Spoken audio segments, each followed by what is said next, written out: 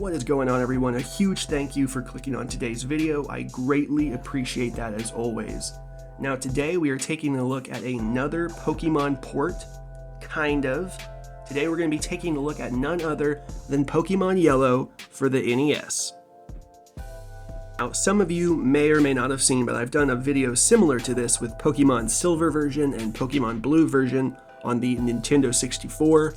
It's not quite the same, those are just direct ports of the games on the system.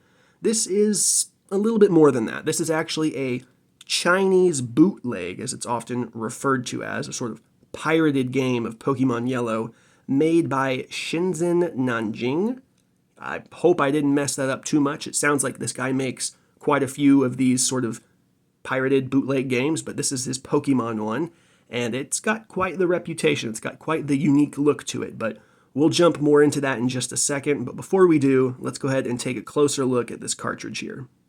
So here we have this NES Yellow cartridge, and it looks really good. I don't actually see too many colored NES cartridges out there. I know they exist, but I don't own any.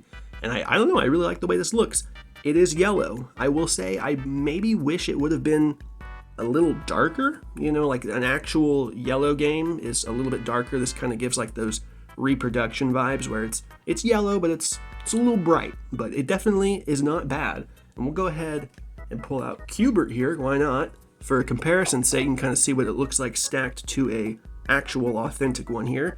You know, they're about the same weight and they feel exactly the same in my opinion. So seems like it's a pretty decent build quality anyways. No sticker on the back here, but that's totally fine. Yeah, checking out pretty good. Obviously there was no cool case or cool box to come with this. I'm not sure. I didn't do too much digging to see if I could find one, but this one was just a listing with the actual game itself, which is fine. I always like to have a box to kind of complete the collection, but not everything has to have one. Yeah, we even got the Nintendo Entertainment System kind of lip right there. It's looking pretty good. I don't really know what else to say about this, so I guess I'll go ahead and pop this into the top loader here, and we'll see if it works. Alright, here we are with Yellow for the NES, and as always, let's go ahead and address the saving. Does it save? You bet it does, but it does have a little bit of a twist. My game was shipped to me in this package here that actually has this little note on here for us. For NES game with save feature, you always need to press the reset button first before turning the power off, capital the.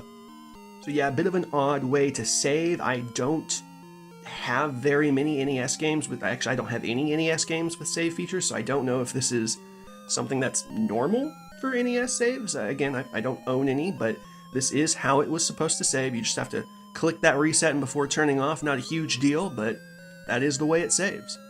And it does hold a save. I was able to beat the game, and of course, holding a save is the #1 thing we're looking for. Now, as for the game itself, I'm honestly not sure where to begin, so I hope I don't ramble too much, but visually speaking, right away you can kind of see why this is referred to as a bootleg. It's got a very unique look to it, and I don't mean that in a bad way. I actually really like how it looks. And from what I've gathered, this hack uses graphics from the first 3 gens of Pokemon, as well as some Harvest Moon graphics. Not exactly sure when and where these graphics are used, but you can kind of tell where certain things pop up here. It's really a unique look, like a hybrid mix of Pokemon games that ultimately form a Yellow game. It's got a lot of charm to it, and it really gave new life to the Kanto for me. You know, it was the same Kanto region, but a little bit different, a little twisty, I guess. Kind of reminds me of Kanto Ultimate, if you've played that ROM at all. You know, it's the same Kanto region in many ways, but different at the same time. Towns and routes all had unique looks to them, and for the most part, everything that you would expect to be there is there. Obviously, it's not 100% the same. I did notice what I felt like was a lot of empty buildings. The daycare man, for example, he just wasn't in the game, it was just an empty house. Another noticeable absence from this game was the bicycle road. That whole route where you're falling down the bicycle road completely cut. Also, no fishing was in the game. All those Pokemon you'd actually just run into by surfing regularly, pretty simple. Not really sure exactly why all that was cut, but I figured I would mention it. All of the gym leaders and the Elite Four are here and with mostly familiar teams. It's also worth mentioning that this hack does have access to all 151 Pokemon, as well as a few roaming legendaries from the other games. And if you were wondering, yes, they did think about traded Pokemon as well. Those have all been edited to evolve at level 40, and I was able to test that with Alakazam, which was really awesome. I don't ever get to use him anymore, so that was a plus. I really liked the look of the menu system, just the layout of everything, how it all looked. I thought that was really solid. And one thing that I thought was kind of ahead of its time was the HMs. They actually had their own section and kind of work like how they do today in like a Let's Go game, for example. You just have to have the HM and then the required gym badge, and you can use it outside of battle anytime you want. You don't even need a Pokemon to teach it to.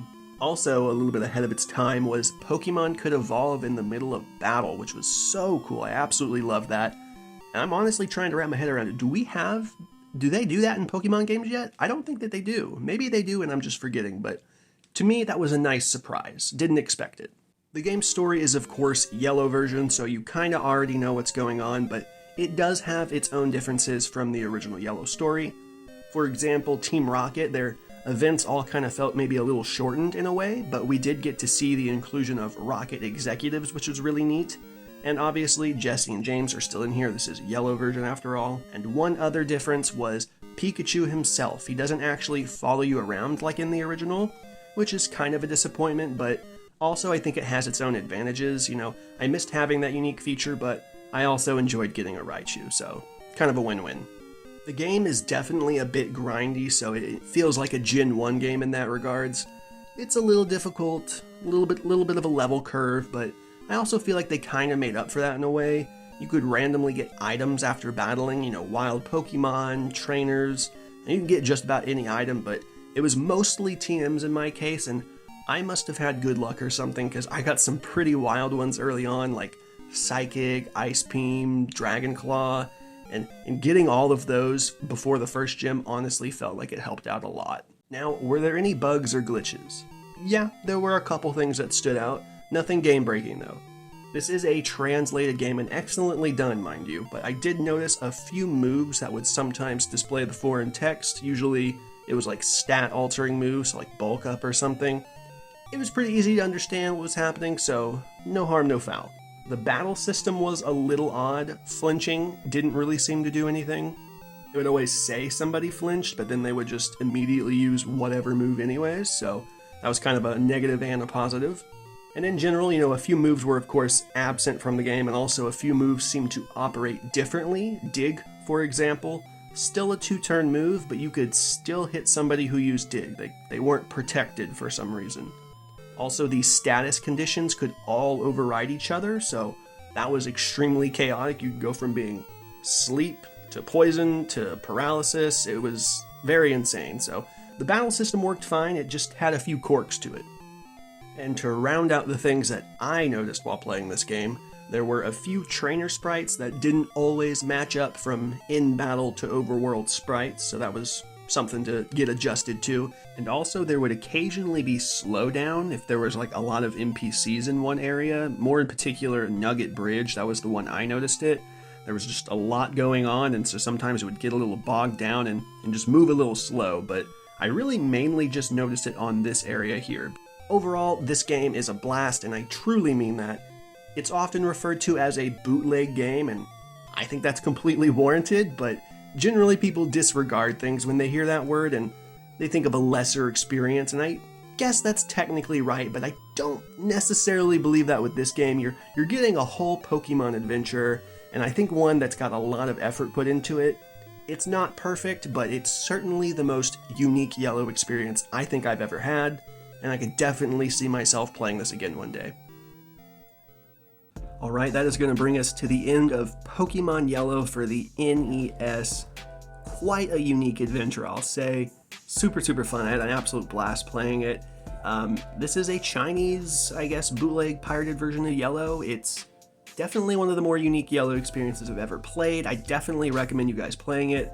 And I definitely didn't go through every single difference between these games, or between this game and the original. I found a pretty good Wikipedia article, I guess, that kind of lists all of the differences between the games, so I'll definitely leave that down below if you guys want to check out all of the differences. But it's a full Pokemon experience, despite it being a bootleg, which I kind of say is a charming and endearing term for this video at least.